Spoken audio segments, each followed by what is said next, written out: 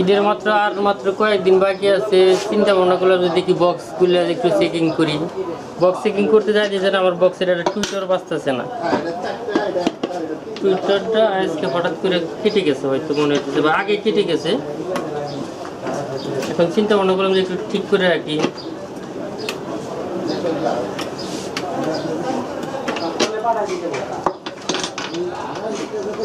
ঈদের মাত্র আর কয়েকদিন বাকি আছে। ঈদের পরে তো আলহামদুলিল্লাহ আমাদের ব্যবসা বাণিজ্য শুরু হবে।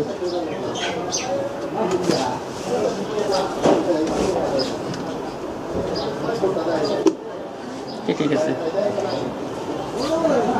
নতুন রান্না খাবো ইনশাল্লাহ।